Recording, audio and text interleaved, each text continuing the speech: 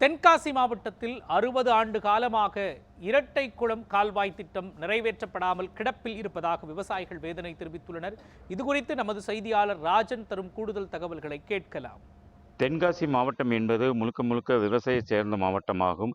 மாவட்டத்தில் மேற்கு தொடர்ச்சி மலைப்பகுதிகளில் சுமார் 5 அணைகள் உள்ளது. அதாவது கருப்பாநதி அணை, அடவிநயினார் அணை, குண்டார் அணை, ராமநதி அணை, கடனநதி அணை உள்ளிட்ட 5 அணைகள் உள்ளது.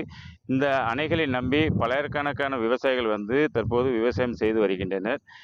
இந்த நிலையில் தென்காசி மாவட்டத்தில் உள்ள சுரண்டை பகுதியில் உள்ள இரட்டைக்குளம் கால்வாய் திட்ட பணிகள் என்பது சுமார் 60 ஆண்டு காலமாக விவசாயிகள் தொடர்ந்து வலியுறுத்தி வருகின்றனர். அந்த திட்டமானது தற்போது கிடப்பில் போடப்பட்டு உள்ளதால் விவசாயிகள் அந்த பகுதியில் விவசாயம் செய்ய முடியாமல் வானம் பார்த்த பூமியாக இருந்து வருகிறது.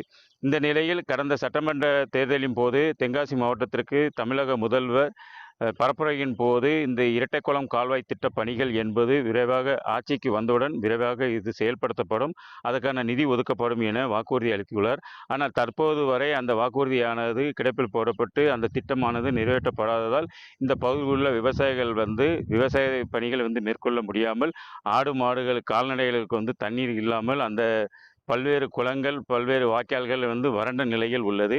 சுமார் இந்த சுரண்டை பகுதியில் உள்ள வாடியூர், ஊத்துமலை உள்ளிட்ட ஒரு 20க்கும் மேற்பட்ட ஊர்களில் அந்த குடிநீர் ஆதாரமாகவும் கால்நடைகளுக்கு குடிநீர் ஆதாரமாகவும் திகழ்ந்து வருகிறது. இதனால் இந்த திட்டம் நிறைவேற்றப்பட்டால் இந்த பகுதியில் உள்ள நிலத்தடி நீர் உயிர்மட்டம் உயரும், மேலும் விவசாயிகளின் வாழ்வாதாரம் பெருகும் என தொடர்ந்து விவசாயிகள் வலியுறுத்தி வருகின்றனர். மேலும் இது கடந்த சில வருடங்களுக்கு முன்பு காமராஜர் ஆட்சி காலத்தில் இந்த திட்டம் சுமார் 25 கிலோமீட்டருக்கு இந்த திட்டம் தீட்டப்பட்டு அதுக்கான ஒப்பந்த பணிகள்லாம் நடைபெற்று வந்ததாக கூறப்படுகிறது. ஆனால் அந்த ஆட்சி காலத்து முதல் தற்போது வரை அந்த திட்டமானது நிறைவேற்றப்படாமல் கிடப்பில் போடப்பட்டுள்ளது. இங்கு தென்காசி சட்டமன்ற உறுப்பினர் பழனி நடராக உள்ளார். அவரும் இந்த திட்டத்தை தொடங்குவதற்கு சட்டமன்ற கூட்டத்தொடரில் பலமுறை அவர்கள் கோரிக்கை வைத்தும் தற்போது வரை அந்த திட்டத்திற்கு நிதியும் ஒதுக்கவில்லை.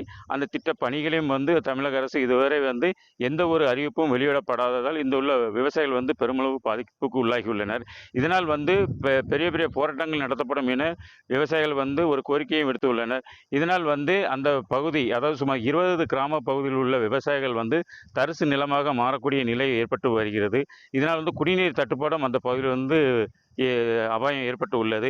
இதனால் தமிழக அரசு விரைந்து இந்த திட்டத்தை மதிப்பீடு செய்து இந்த சுமார் 25 கிலோமீட்டருக்கு இந்த கால்வாய் திட்டத்தை செம்மைப்படுத்தி விவசாயிகளின் நலன் கருதி மற்றும் இந்த கால்நடை மற்றும் ஊர் மக்களின் நலன் கருதி இந்த திட்டப்பணிகளை மேன்மைப்படுத்த வேண்டும் என்று இந்த விவசாயிகள் கோரிக்கை விடுத்துள்ளனர்.